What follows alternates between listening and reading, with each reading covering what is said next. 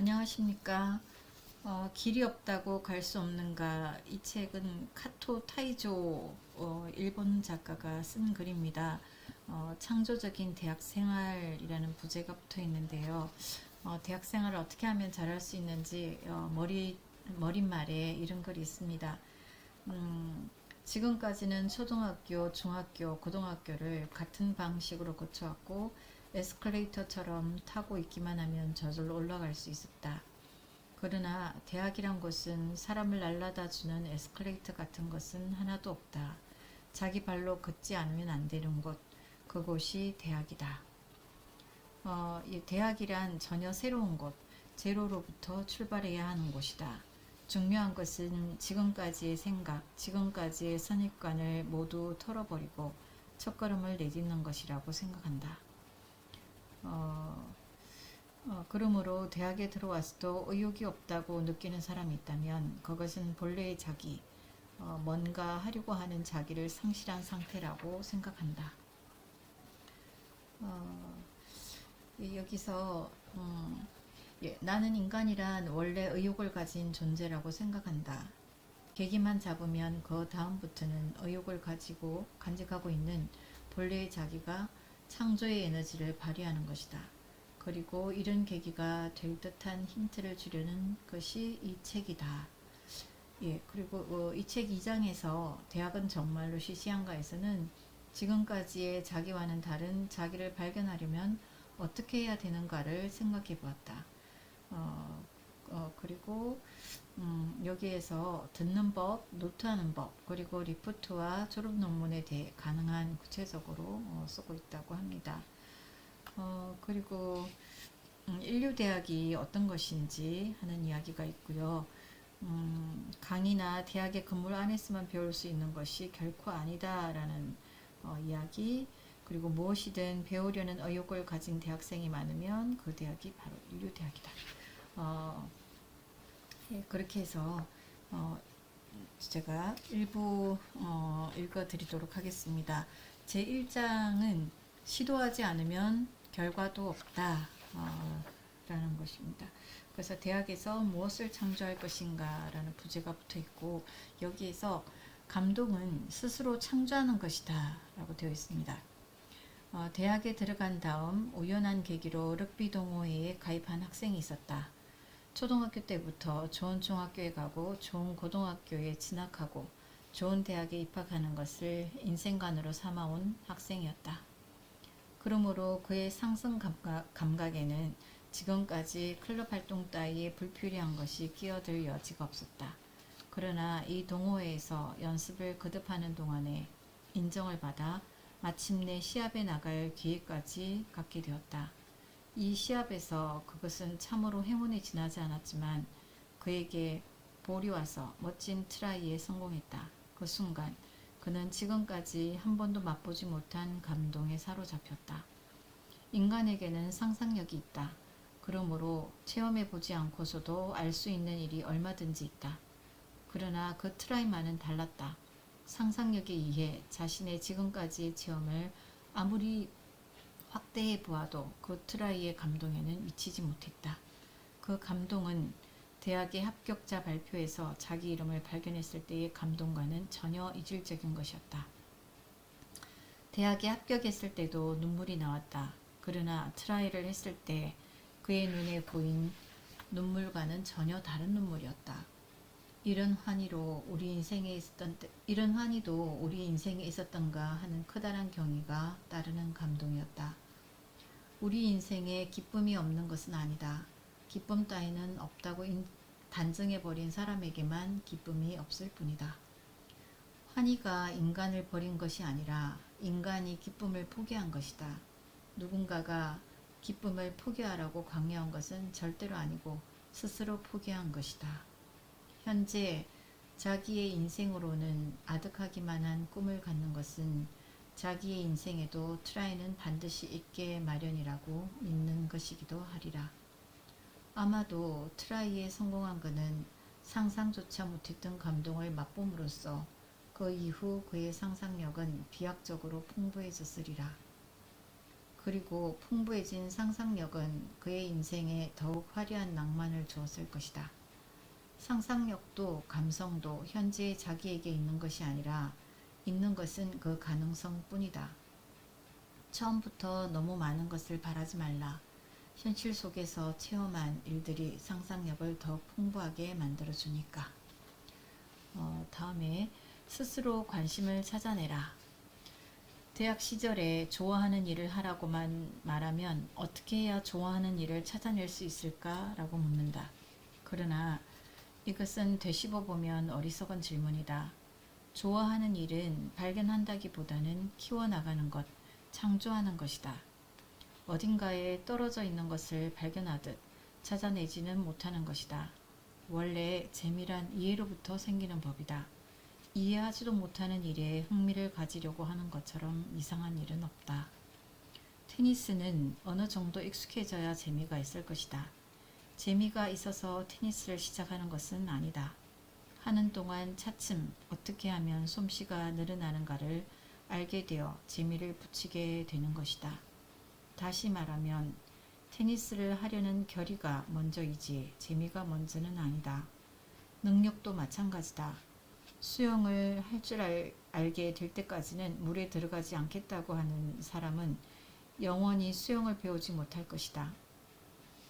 수영 실력은 수영을 하는 동안에 늘어나는 것이다.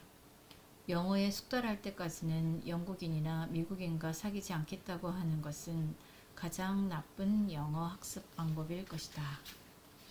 괴테는 대작을 쓰려고 하지 말라고 말했다. 대작을 쓰려고 하니까 아무것도 쓰지 못하는 것이다. 우선 결과부터 생각하면 이루어지는 일이란 있을 수 없다. 할 수 있다는 것은 해보니까 되더라는 것이다. 시도도 해보지 않고 하지 못한다고 생각할 때 그 일은 정말로 할 수 없는 일이 되고 그것은 자신의 능력을 스스로 제한하는 것이다. 나의 등산 친구는 등산을 하면 할수록 등산이 좋아진다고 말했다. 그는 처음부터 등산을 좋아하지는 않았다. 등산에 대한 관심이 높아지면서 등산에 대한 애정이 마음속에서 우러났고 등산 활동을 더욱 왕성하게 전개하게 되었을 것이다. 지금까지의 가치관과 다른 가치관에 바탕을 두고 행동을 한다고 해서 당장 내일부터 의욕이 맹렬히 솟구쳐 오르지 않는다는 것은 누구나 알고 있을 것이다. 작심삼일로 끝난 사람이 적지 않으리라. 인간의 흥미는 자연히 성장하는 것이다. 당장 어떤 일을 잘하게 되는 것도 아니고 무슨 일을 시작하자마자 당장 재미가 붙는 것도 아니다. 흥미의 자연적 성장은 결코 단시일 내에 이루어지지 않는다. 한번 해방된 의욕이나 상상력이나 대상의 관심은 식물에 물을 주어 기르듯 소중하게 키우지 않으면 안 된다. 다음에는 받기만 하는 인간은 되지 말라. 내가 요트를 탄다고 하면 학생들은 부러운 얼굴로 멋집니다 라고 말한다. 그러나 요트를 타는 것은 밖에서 구경하듯 멋진 것은 아니다. 우선 배멀미가 있다. 로프를 잡은 손이 피가 나올 정도로 아프다. 맹렬한 추위에 한겨울에도 장갑은 못 낀다. 또한 여름에는 찌는 듯한 요트 속에서 고생해야 한다. 초대를 받고 요트를 타는 것과 요트를 조정하는 사람이 되는 것은 천지의 차이가 있다. 대학의 여러 가지 클럽에 들어오는 부원 중에서 60%는 도중 하차한다. 300명이 가입했는데 10명밖에 남지 않는 경우도 있다. 이 경우 뭔가 다른 것을 배우기 위해 클럽 활동을 희생했다면 이해할 만하다. 그러나 클럽 활동을 그만두고 특별히 공부에 열중하는 것도 아니고 당구장이나 다방에서 잡담으로 무익하게 시간을 보내고 있다면 가련한 일이다. 처음부터 좋아지는 클럽이란 별로 없다는 점을 잘 생각해 주기 바란다. 흔히 나는 좋은 선배나 친구나 선생을 만나지 못했다고 하는 말을 듣는다. 확실히 그런 경우도 있겠지만 대개의 경우 그것은 자기 자신이 좋은 후배, 좋은 친구, 좋은 학생이 아니었다는 고백에 지나지 않는다. 좋은 친구는 어느 날 갑자기 나타나는 것이 아니라 아주 평범한 친구가 차츰 좋은 친구가 되는 것이라고 생각할 수는 없을까? 인간이든 클럽이든 대학이든 학문이든 모두가 스스로 적극적으로 접근해 갈 때 비로소 좋아지게 되는 것이다. 이렇게 생각한다면 누구나가 남이 해주거나 거저주는 것을 너무나 바라게 된 것이 아닐까? 요즘 대학생의 가장 큰 결함은 자기의 책임 밑에서 주위에 작용해가는 자세가 없다는 점이다. 대학 시절은 받는 시대가 아니라 획득하는 시대임을 잊지 말라. 길이 없다고 길이 없다고 주저앉지 말라. 사람들은 흔히 베스트 컨디션이라는 말을 하지만 베스트 컨디션이라는 기성품이 있는 것은 아니다. 남자 배구팀의 감독이었던 S씨가 한 말이 생각난다. 배구는 결승전이 가까워짐에 따라 시합의 간격이 짧아진다. 예선전부터 준준결승, 준결승으로 올라감에 따라 매일 시합을 하게 되고 마지막에는 오전 중에 준결승전, 오후에는 결승전을 치르게 되는 경우도 있다. 그럴 때 도대체 베스트 컨디션 따위의 사치스러운 말을 할 수 있을 것인가? 그는 말한다. 이 정도의 컨디션만 갖추고 있으면 된다는 최저의 조건, 그것만 있으면 시합은 할 수 있다고. 오른손을 부상으로 쓸 수 없으면 100%의 조건은 아니다. 그러나 시합에는 왼손만으로도 나갈 수 있을 것이다. 7시간 자지 않으면 분명히 잠이 모자란다. 그러나 3시간만 자면 최소한 2시간은 싸울 수 있을 것이다. 주어진 최저의 조건 밑에서 싸울 수밖에 없는 것이다. 그렇게 할 수 없으면 남는 것은 탈락뿐이다. 없으니까 못한다고 사람들은 흔히 말한다. 예를 들면 돈이 없으니까 아무 일도 못한다고 한다. 처음부터 돈을 갖고 시작한 사람은 극소수에 지나지 않는다. 대부분의 사람들은 돈 버는 일부터 시작했다. 돈 버는 것 자체가 이미 일이 아닌가.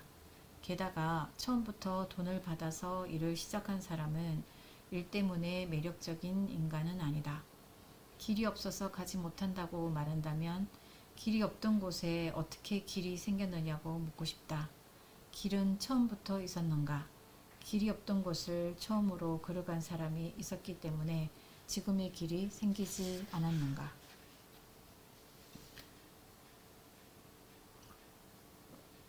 어려움을 극복하는데 간격이 있다. 내가 산다는 것의 진짜 의미를 처음으로 깨달은 것은 중학교 시절 내 손으로 테니스 볼을 창설했을 때였다. 제로로부터 시작했으므로 부원들끼리 코트부터 만들기 시작하는 악전코트였다. 우리는 풀밭에 코트를 만들었다. 매일 피지땀을 흘리며 풀을 뽑고 삽으로 흙을 일구고 빌려온 롤러로 땅을 다졌다. 코트가 완성되자 다음은 기구 갖추기. 가까운 고등학교에서 낡은 라켓을 얻어다가 고쳐서 썼다. 공은 다른 학교와 시합을 했을 때 슬쩍 해왔다. 전국대회에서 우승하는 것이 우리들의 꿈이었다. 그러기 위해서는 다른 학교와 연습게임을 가져야 했다. 그러나 조직된 지 얼마 안 되어 실적이 없는 우리 부에는 버스 삭도 없어 연습게임이 있는 날은 아침 일찍 부원이 모두 함께 10km나 되는 길을 걸어갔다. 중요한 규칙이나 연습법은 이웃 고등학교의 테니스 부원에게 배웠다. 마침내 전국대회가 열렸으며 결과는 준결승전까지 진출했다. 최초의 출전에서 준결승까지 진출하고 게다가 우리를 패배시킨 상대팀은 그 해의 우승팀이었다. 우리는 그것으로 만족하게 여겼다. 그리고 나로스는 준결승까지 진출한 것보다는 테니스 부를 창설하고 시합에 나갈 때까지 한눈을 팔지 않고 정열을 쏟았던 것이 더 기뻤다. 나는 한평생 이렇게 무슨 일이든지 정열을 쏟으며 살자고 굳게 다짐했다. 우승의 꿈은 깨졌지만 나의 감격은 최고였다. 정신이 약동하는 상태에 산다는 것은 이런 것이라고 그때 생각했다. 등산을 하더라도 정상에 오르는 것만 목적으로 한다면 정규의 등산로로 올라가면 된다. 그러나 생명의 충만감을 맛보기 위해서는 자기에게 가장 곤란한 루트에 도전하는 길밖에 없다. 어떤 정치인은 S대 법대에 다니는 동안 M 교수와 U 교수라는 두 인기 교수로부터 헌법을 배운 적이 있다. 그때 유 교수는 점수를 후하게 주었기 때문에 대부분의 학생들은 이 교수를 택해 시험을 보았지만 그만은 일부러 점수 안 주기로 유명한 M 교수의 시험에 도전했었단다. 산다는 것은 이와 같이 자신의 내면으로부터 솟아오르는 충실감을 말하는 것이 아니겠는가. 인류대학이란 무엇인가? 만일 자기가 다니는 대학에 대해 세상에서 흔히 말하는 인류대학이다 또는 삼류대학이다 하는 평가가 있더라도 이를 진짜로 믿어서는 안 된다. 자기 자신에 대해서나 자기가 다니는 대학에 대해서나 세상의 평가에 따르지 말고 자신의 평가 기준을 갖도록 해야 한다. 원래 대학에는 인류도 없고 삼류도 없으니까. 닭이 그 알에 의해 평가되듯 대학도 학생이 인류인가 삼류인가 하는 것이 평가의 갈림길의 하나이다. 배우려는 의욕이 있어야 학생이라고 할 수 있을 것이다. 가르칠 줄 모르는 선생은 선생이 아니고 배우려는 의욕이 없는 학생은 학생이라고 할 수 없다. 가르칠 줄 모르는 선생과 배우려는 의욕을 상실한 학생이 모인 대학은 삼류대학이다. 아무리 좋은 선배가 많고 잘 갖추어진 시설의 혜택을 받더라도 그것은 삼류대학에 지나지 않는다. 일찍이 케네디 대통령은 대통령 취임 연설에서 다음과 같이 말했다. 미국 동포 여러분, 여러분의 나라가 여러분을 위해 무엇을 할 수 있는가를 묻지 말고 여러분이 나라를 위해 무엇을 할 수 있는가를 물으라. 지금 이 말의 표현을 바꾼다면 대학이 자기에게 무엇을 줄 수 있는가를 묻지 말고 자기가 대학에서 다른 사람을 위해 무엇을 할 수 있는가를 물으라는 것이 된다. 받는 것만 생각하고 주는 것은 생각하지 않는 것은 후퇴하는 인생이다. 제1지망으로 그 대학에 왔든 또는 제2지망으로 왔든 그것은 문제가 아니다. 가령 제2지망이라고 하더라도 그것은 패배자가 아니다. 그러나 대학을 졸업할 때 4년 동안이 멋졌다고 생각되지 않는다면 그때야말로 청춘의 패배자일 것이다. 가령 그 대학을 자기 의지로 선택하지 않았더라도 4년 후에 어느 대학이든 다시 한번 선택할 기회를 얻었다고 할 때 이번에는 자기 의지로 이 대학을 선택할 수 있는 그런 대학 생활을 보내기 바란다. 자랑스러운 것은 그 대학의 전통이 아니다. 대학의 전통은 자랑할 만한 것이 못 된다. 만일 전통을 자랑한다면 그것은 마치 에디오피아인이 아베베를 자랑하는 것과 같다. 아베베의 이름을 덜먹이지 않고는 세계 어디서나 가슴을 펴고 걸어다닐 수 없다면 에디오피아인은 불행할 것이다. 그 대학은 취직이 잘 된다든가 많은 졸업생들이 가게에서 활약하고 있다든가 하는 말을 고지 듣는 학생이 있다면 매우 불행한 일이다. 오히려 이 집은 빈집으로서 배를 아무리 눌러도 안에서 문을 열어줄 사람은 하나도 없고 스스로 문을 열고 안으로 들어가야 한다는 사실을 확실히 알아두어야 한다. 어떤 대학도 자기 자신을 교육할 의지가 없는 인간을 가르치지는 못할 것이다. 대학 시절을 어떻게 활용할 것인가? 이런 의미에서는 대학으로부터의 인생은 플러스도 마이너스도 아니다. 제로로부터의 출발이라고 생각해야 한다. 자기의 인생이 훌륭한가 그렇지 않은가를 결정하기에는 아직 이르다. 단 한 번의 인생을, 단 한 번의 청춘을 학점 따기와 불평불만으로 끝마쳐도 좋은가? 인생이 살만한 가치가 있는가 없는가는 각자에게 맡겨진 일이다. 청춘의 대부분을 보내는 대학 시절을 어떻게 보내는가에 다음에 출발이 달려있다. 어떤 사람은 뭔가를 이루려는 사람은 돈이 없고 젊고 무명해야 한다고 말했다고 한다. 나는 24세 때 처음으로 책을 썼다. 그러나 지금 똑같은 책을 쓰라고 한다면 두 번 다시 똑같은 책을 쓰지는 못할 것이다. 24세 때 쓴 책은 60세가 되었으면 쓰지 못하는 법이다. 20세에는 20세의 인생이 있다. 20세가 아니면 맛볼 수 없는 것, 20세가 아니면 이룰 수 없는 일이 있는 것이다. 청년은 노년이 되기 위해서 살고 있는 것은 아니다.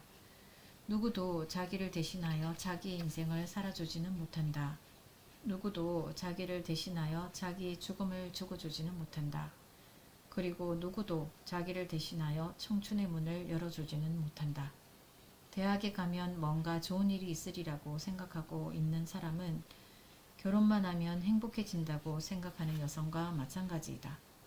대학에는 아무것도 없다. 결혼에는 아무것도 없다. 뭔가를 창조하는 것은 자기 자신이기 때문이다. 원래 인생에는 아무것도 없다. 인생을 활용해서 무엇을 이루는가에 따라 인생은 보람 있기도 하고 허무하기도 하다. 원래 인생은 의미 있는 것도 아니고 무의미한 것도 아니다. 어떻게 사는가에 따라 인생은 무의미해지기도 하고 의미를 갖기도 한다. 성공은 99%의 perspiration, 땀과 1%의 inspiration, 영감의 결과라는 유명한 말이 있거니와 대학을 어떻게 활용하는가, 대학 시절을 어떻게 활용하는가가 지금부터의 인생의 방향을 결정한다. 다시는 바꿀 수 없는 과거에 언제까지나 매달려 있는 인간은 과거의 영광에 언제까지나 연연하는 인간과 마찬가지로 결단할 줄 모르는 타입의 인간이다.